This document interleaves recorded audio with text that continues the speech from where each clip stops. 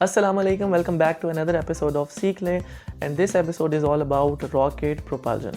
Rocket propulsion वैसे तो एक शॉर्ट टॉपिक है बट ये स्मार्ट सिलेबस में इंक्लूड किया गया है एंड एज़ यू नो मैं आगे जाके एक बहुत ज़बरदस्त ब्रेकिंग न्यूज़ भी आप लोगों को दूंगा, लेकिन उससे पहले आपको ये पता होना चाहिए कि जितने भी इस तरह के टॉपिक हैं जो कि आप शॉर्ट लग रहे होते हैं वो ऑब्वियसली शॉर्ट तो हैं, लेकिन these topics are very important in MCQs। तो आइए चल के इस जो है लेक्चर को स्टार्ट करते हैं और देखते हैं। बेसिकली ये लेक्चर नहीं है, आज का लेक्चर बहुत फन लेक्चर है। सो आइए चल के देखते हैं कि रॉकेट किस तरीके से प्रोपेल होता है इन एयर।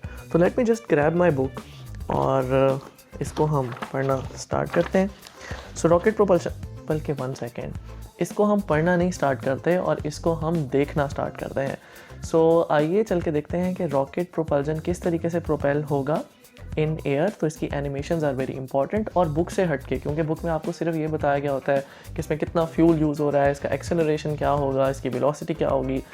लेकिन मेरा ख्याल है कि हम इस तमाम चीज़ों से हटके थोड़ी सी चीज़ें देखते हैं ताकि आपको एक कॉन्सेप्ट जो है वो इसमें क्लियर हो सके। तो आइए चल के देखते हैं हमारी रॉकेट प्रोपल्शन की animation. And this video is comprise of 3 part. Number 1, इसमें आप रॉकेट के पार्ट्स देखेंगे, उनसे आप वाकिफ़ होंगे। नंबर 2, आप देखेंगे किस तरीके से ये प्रोपेल होता है। और number 3 is an exciting part, और वो पार्ट है कि आप लोगों को मैं एक मोबाइल एप्लीकेशन बताऊंगा जिस तरीके से आप बहुत सारी गेम्स डाउनलोड करते हैं, उस तरीके से एक बड़ी ज़बरदस्त एक एप्लीकेशन है जिसमें हम लोग ये देखेंगे कि रॉकेट किस तरीके से प्रोपेल होता है और आपको बेसिकली पूरे एरियाज़ का, पूरे हेमिस्फीयर का जो है वो जायज़ा हो जाएगा। So let's just start the video.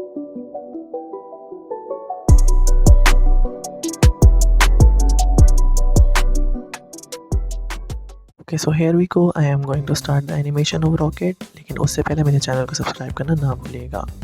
सबसे पहला रॉकेट जिस साइंसदान ने डिस्कवर किया वो था डॉक्टर रॉबर्ट टाचिंग, और वो उसने 1926 में डिस्कवर किया, जो कि ट्रैवल करता था 45 feet in 2.5 seconds.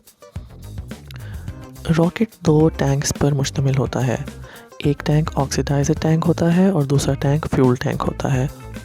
The fuel and oxidizers are the separately stored material in 2 tanks, and they are in the form of liquid.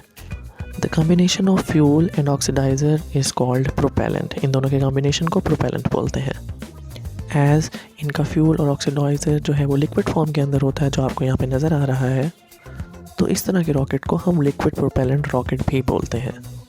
अब जो आपको स्क्रीन पे दिखाई दे रहा है वो 2 कपल्स हैं जो कि टर्बो पंप के हैं। टर्बो पंप यहाँ पर यूज़ होते हैं कि हाँ, यहाँ पर ऑक्सीडाइजर्स को पंप किया जाए और फ्यूल को भी पंप किया जाए इन द कंबस्शन चैम्बर। अब जो आपकी स्क्रीन पे आपको नज़र आ रहा होगा, that is called the combustion chamber. In the combustion chamber the fuel and oxidizer mixture are burning inside the combustion chamber.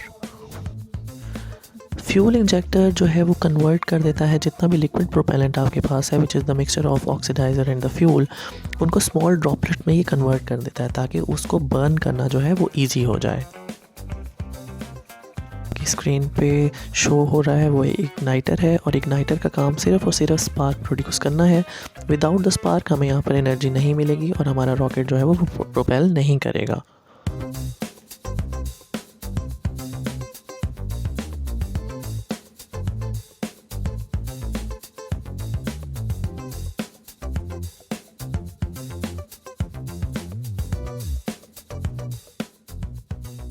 Now these are the nozzles, और ये nozzles यूज़ होती हैं to convert and divert the nozzle for converting heat and energy for the flow to convert into the kinetic energy.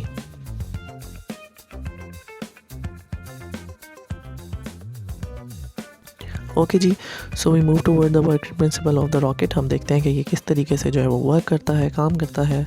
सो चूँकि अब हम लोग एक एक पार्ट को पहले देखते आए हैं, तो आपको पता है कि जैसे फ्यूल और ऑक्सीडाइज़र एक जो है वो पंप करेंगे, एक जगह पर जाएगा तो फिर उसको आगे इग्नाइट किया जाएगा। इंजेक्टर ऑब्वियसली ये जैसे आपको नज़र आ रहा है, जितना भी लिक्विड प्रोपेलेंट होगा उसको छोटे छोटे ड्रॉपलेट्स में कन्वर्ट कर रहा है, एंड देन इसको कंबस्शन चैम्बर के अंदर स्प्रे किया जाता है। इसके फ़्लो को इंक्रीज़ भी किया जा सकता है, डिक्रीज़ भी किया जा सकता है, तो हम इसलिए ये कह सकते हैं कि इसका फ़्लो जो है वो कंट्रोलेबल फ़्लो है। और यहाँ पर इलेक्ट्रिकल सिग्नल के ज़रिए जो है वो इग्नाइटर जो है वो एक स्पार्क जो है वो जनरेट करता है। And now due to this ignition combustion जो है वो हो जाती है। When there is a combustion happen, then very high temperature and high pressure gases are produced. And then ये इसकी नोज़ल से बाहर निकलती हैं और हमारा रॉकेट जो है वो ईज़िली प्रोपेल होता है। Now you can easily know कि आपका एक लिक्विड प्रोपेलेंट रॉकेट जो है जिसके अंदर फ्यूल प्रोड्यूस होगा और किस तरह से ये जो है ये आगे प्रोपेल करता है। सो मेक श्योर कि आप इसको अच्छे तरीके से देखो। So now we will see the advantages of liquid propellant rocket. So इसका कंबशन प्रोसेस जो है वो कंट्रोलेबल होता है and it is very controllable. इसको कंट्रोल किया जा सकता है, इंक्रीज़ और decrease. Speed regulation is possible and more economical for long range operations. So these are the advantages and also accidents can be rectified at any stage of the propellant. कुछ disadvantages भी हैं और उसको भी देख लीजिए। More complicated construction है जी इसकी, which is not easily achievable and manufacturing cost इसकी बहुत हाई होती है। And the size and weight of the engine is more compare to the solid propellant rocket. As all things are conceptual now, so यहाँ पर मैं आपको एक hint बता रहा हूँ कि ऑक्सीजन और ऑक्सीडाइज़र क्यों स्टोर किया जाता है रॉकेट के अंदर। सो इसका आंसर अगर आप खुद भी सोच रहे हैं तो वो आंसर ये है कि बहुत सारे इंजन जो है जो अर्थ पे यूज़ किए जाते हैं वो ऑक्सीजन यूज़ करते हैं। It is available in the earth atmosphere, तो वहाँ पर ऑक्सीडाइज़र्स की ज़रूरत नहीं होती। लेकिन चूँकि हम लोगों ने इसको स्पेस में भेजना होता है तो हर रॉकेट का अपना ऑक्सीडाइज़र होता है that give them and enough oxygen for sparking for combustion, तो ताकि ये वहाँ पे यूज़ हो सके, तो इसलिए ये अपने ऑक्सीडाइजर्स यूज़ करते हैं। Welcome back. आई होप कि आपको ये एनिमेशन अच्छी तरीके से पता लगी होगी, तमाम चीज़ें समझ में आई होंगी। लेकिन अभी भी कहानी एंड नहीं हुई है। अब हम एक और एनिमेशन देखते हैं और देखते हैं कि किस तरीके से हमारा रॉकेट जो है वो स्पेस में जाएगा, वहाँ पे वर्किंग करेगा। और जो इसके फ्यूल टैंक्स के ऊपर बात होती है, जो कि बुक्स में लिखा हुआ है कि इसके फ्यूल टैंक्स होंगे और जब वो खाली हो जाते हैं तो जाहिर सी बात है इसका ज़्यादा 80% ऑफ द मैस जो है वो फ्यूल पे डिपेंडेंट होता है। और जब इसके फ्यूल टैंक जो है वो खाली होने लगते हैं तो किस तरीके से जो है इसका मैस जो है वो कम होगा, इसकी वेलोसिटी जो है वो ज़्यादा होगी। तो इसके लिए चल के देखते हैं ये एनिमेशन।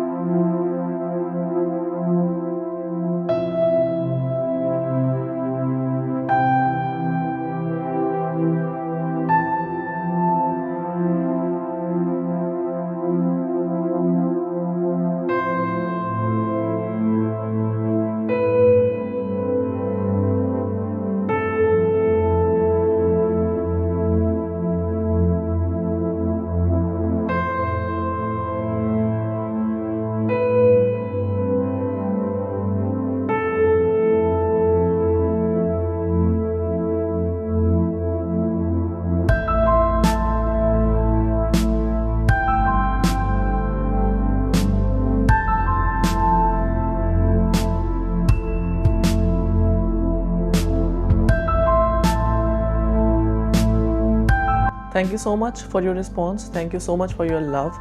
सो आज की वीडियो थी जी हमारी रॉकेट प्रोपल्शन के बारे में। आई होप आपको ये तमाम चीज़ समझ आई होगी। And there is a big news waiting for you guys, जिन्होंने फर्स्ट ईयर सेकेंड ईयर के पेपर देने हैं, 9th 10th के पेपर देने हैं। पुल योर सॉक्स अप, क्योंकि बोर्ड डिसाइड करने लगी है आप लोगों के लिए एक नया रूल। वो नया रूल मैं एज सून आप लोगों को बताऊंगा जब वो उस रूल के बारे में मैं ऑथेंटिक हो जाऊंगा, क्योंकि मैंने सोचा था कि मैं आज भी आपको उस रूल के बारे में कुछ जो है वो बातें ब्रेक कर दूं, लेकिन मेरे ख्याल से वो जेन्युइन या अच्छे तरीका नहीं होगा जब तक मुझे खुद उस चीज़ के बारे में ना पता हो।